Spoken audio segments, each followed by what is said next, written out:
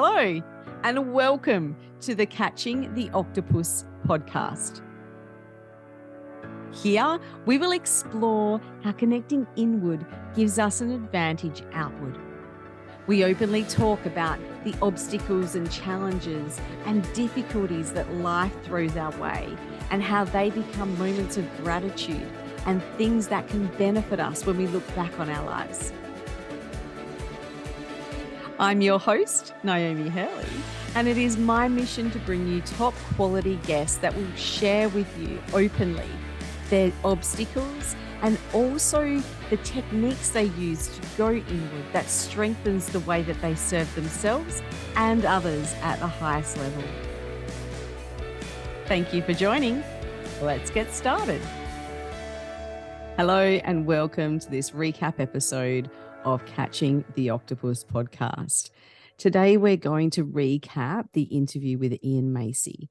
So Iain works in a consulting space with family businesses to create more productivity, more cohesion, and just generally to give them a level up and a competitive edge. And, you know, one of the 4 truths of business growth that Iain talks about, the key one that we sort of discussed in this interview was you ain't going to make it on your own. And this is a common theme through most of the interviews that I've had with people is it's that community setup or that community network and support that helps people get through things. And creating a community or a collective of small business operators then gives these other family businesses and small businesses the opportunity to tap into that peer support, because peer support is really important. And traditionally in Australia, we have had this tall poppy syndrome. So anyone that's succeeding, we cut them down. But we are starting to change and evolve in that space, which I think is awesome because you know, we bring individually as an individual organization or as an individual, we bring something unique to the world and unique to the commerce space. So yes, there might be other people doing similar things, but there really is no competition to us.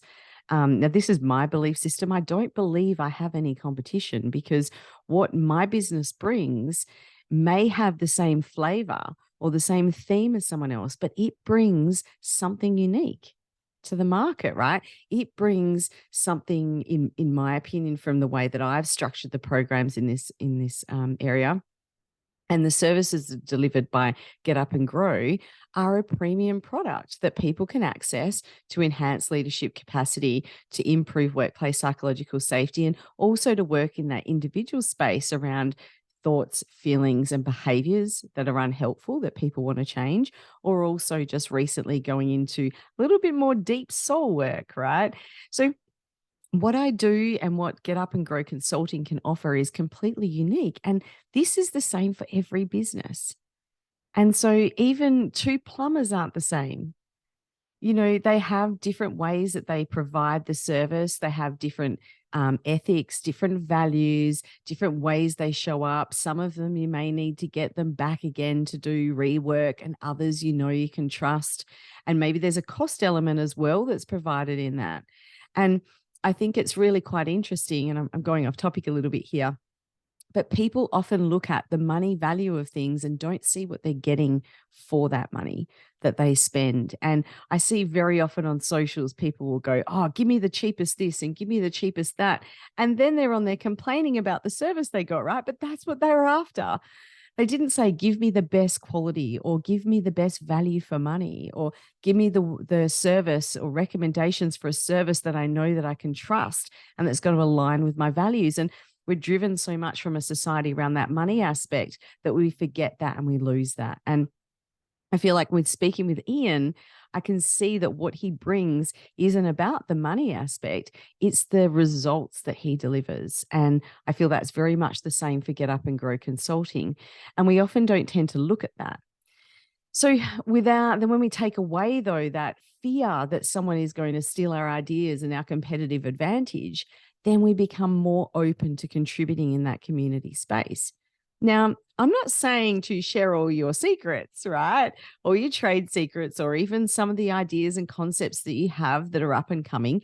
Yeah, obviously we're not going to share those. We don't want people to take them and make them their own because we want to be the front leaders there. But we can go and share some of the common challenges that we may be facing.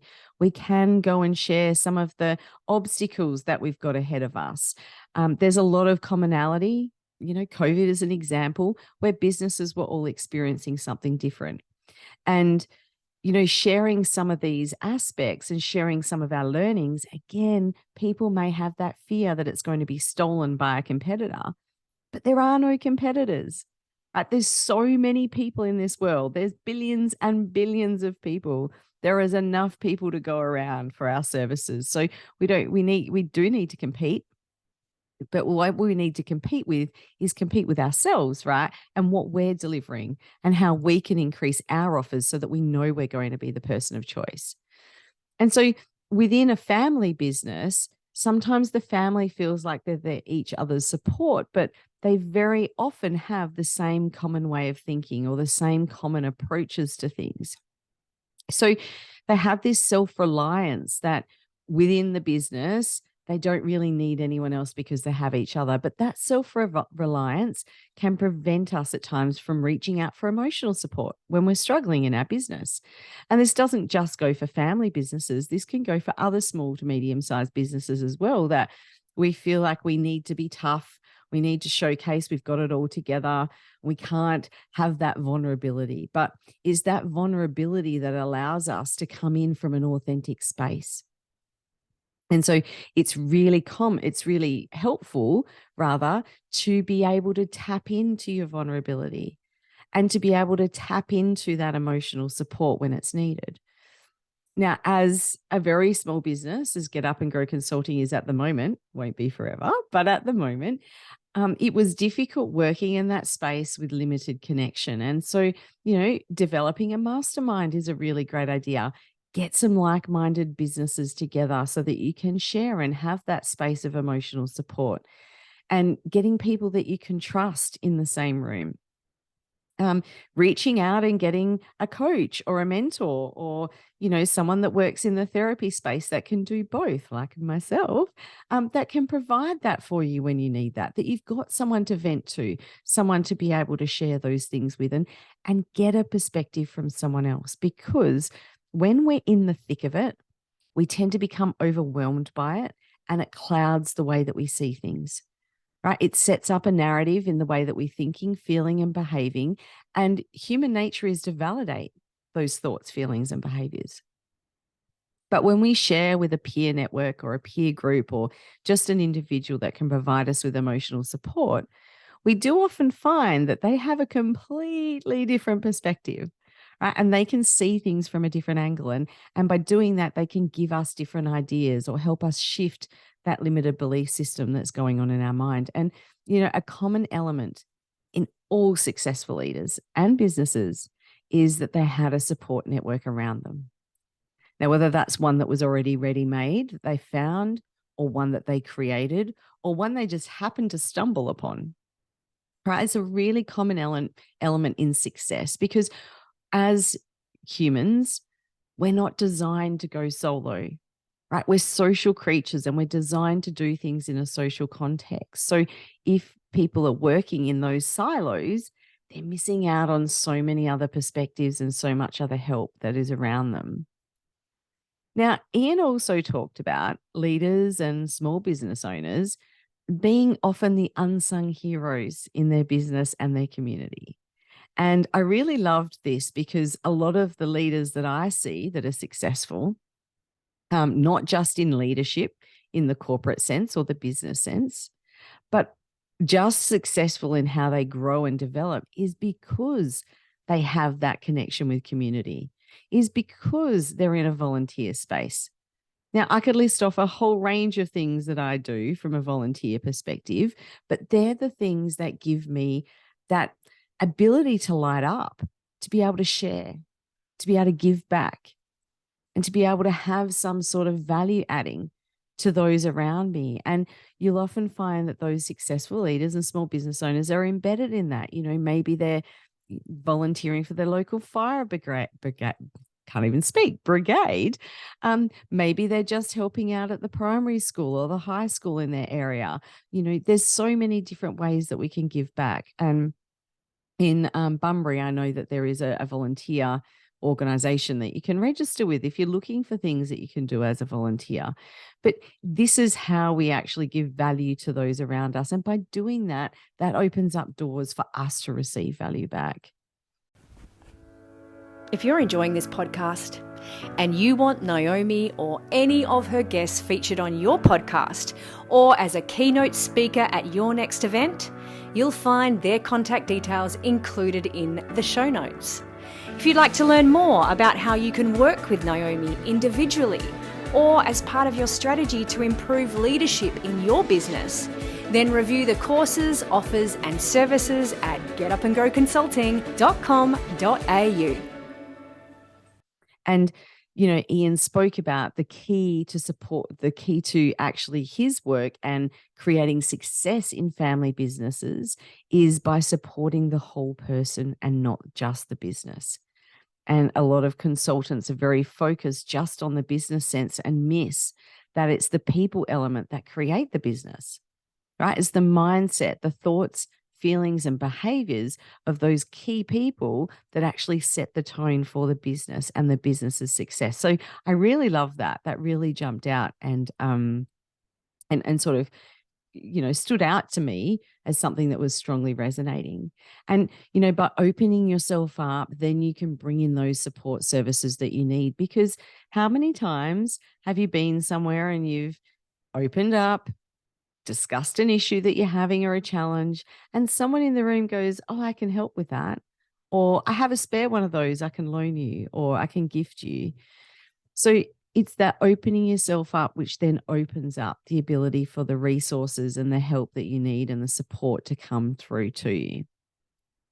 And when we do build strong relationships, then we can actually establish an element of trust as well in the people around us. And trust is currency in the consulting world, as Iain said. Our clients need to be able to trust us to be able to disclose the issues that are going on. Now, our clients need to be able to trust us to be able to share and to be able to be open to the feedback that we have to give. So it's a really important space to be in as a leader as well, because the same thing goes within the teams that you're leading. Trust is your main currency. And when the team trusts you, then they will come to you with the problems or the challenges that they're facing. They will open up and be open to the feedback you have to give. And also, the key element is be open to giving you feedback. And that's something that we often miss as leaders. We often miss that opportunity to get feedback from the people around us. Now, whether that be due to ego or whether that be due to an inflated sense of self and a belief that we've got it all going on and that we're okay and we don't need help, or whether that be a belief of, my team doesn't understand where I'm at and where I'm going. So how would they even know to be able to provide that feedback? Whatever that belief system is that's holding you back from that, it's something that we need to move on, work on and change, because the feedback from the people around us, especially those we're serving, is invaluable. It's so essential for us to be able to grow and improve as leaders and for us to be able to serve at our highest level. One of the other key elements that Iain did touch on, which I found really interesting, was the family business and how kind of business never turns off, right? And the blurred lines between what's the family and what's the business, and the things from the personal aspect being brought into the business space and the business aspect coming into the personal space. So it's not uncommon for a family business, for the family to be sitting down at a meal together and business comes up. And it's not uncommon for within the business for different idiosyncrasies or different behaviors that have happened even in childhood being brought back up and being used as reasons for establishing decision-making processes. So we need to be able to help those businesses, and this is what Iain does, help them shut off and separate their personal and business elements. And the best way, he says, to do that is to get a conversation going. The best way I would say to actually add to that is to create curiosity through that conversation.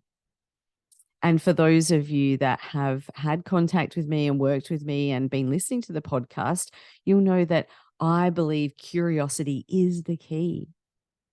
When we invoke curiosity in other people, we're actually bypassing those belief systems that have been embedded in them, and we get them to be able to come into a space where they're more open to different suggestions and more open to challenging themselves, because when they become curious, they become more investigative, right? And they want to investigate different options.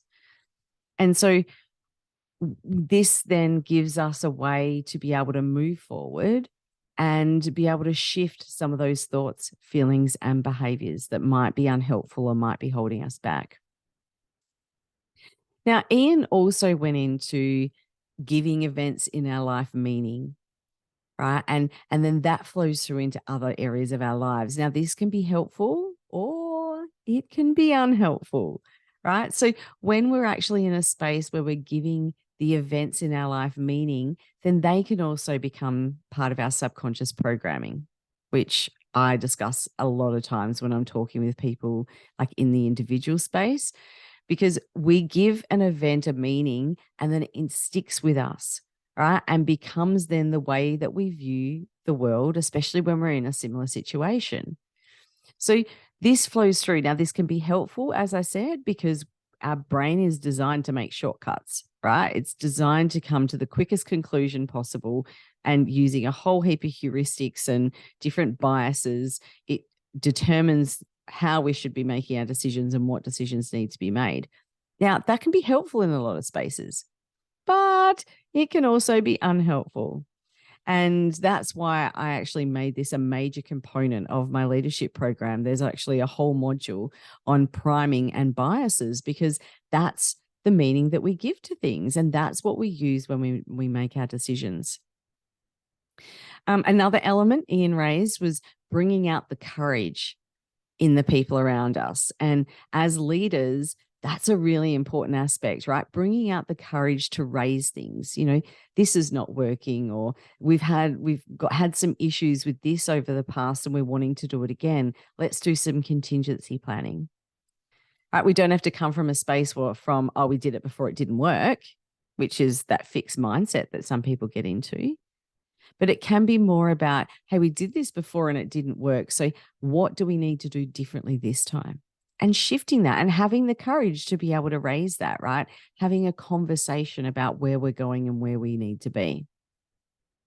So in leadership, we actually need to bring the people in around us that have that courage and that have that bravery to kind of be our observer, right? And to deliver the feedback we need rather than giving us what we want to hear.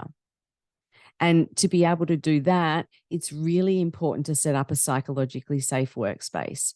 A psychologically safe space allows members of your team, and in Iain's case, members of the family that are part of the family business, to communicate openly about what is triggering. What behaviors do trigger them from other people? How do we resolve this conflict?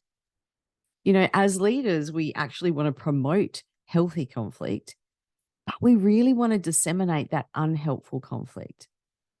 And, especially in a family business, their family members are usually the best at pressing our buttons, right? And causing us to be triggered. But that can happen in the workplace as well. So if there's someone that we've already determined that we don't like, or that is challenging us too much and triggering from that space, they only need to look at us the wrong way, right? And we're triggered instantly, and we're primed them to not be open-minded and accepting.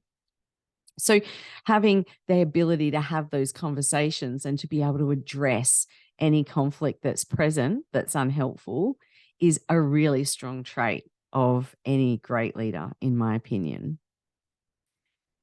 And, there was some similarities when Iain and I were speaking between how businesses are set up and family businesses and just people individually. So I do a lot of individual sessions with people in a therapy space and a coaching and energy space. And underlying in each person, it doesn't matter how or what they're presenting with, is pretty much the same key challenges, the same key elements. But the beauty of people and individuals is this comes out and it showcases in so many unique and beautiful ways. And I say beautiful because when we're in that space, it's showing up how we are. Doesn't mean that it's helpful, right? And it should be changed. But the same happens within family businesses, right? Each family business is so different and they have all of this stuff that's coming up. But as Iain said, they often have that same underlying challenge that is coming up. And so the root cause can be really similar, but they may present and affect businesses in so many different unique ways. And that's the benefit of engaging consultants and speaking with people that have worked in this area, whether it be for family businesses, whether it be within that leadership capacity building or workplace psychological safety. But when you're engaging someone that has a huge knowledge base in that area, they can see the patterns. And by seeing the patterns, they can actually give you some improvement suggestions that can be really helpful. So I feel like that kind of summarizes the conversation I had with Iain. There was a lot more gold in there, being around nature and moving to the town that he was in and how that gave him community support.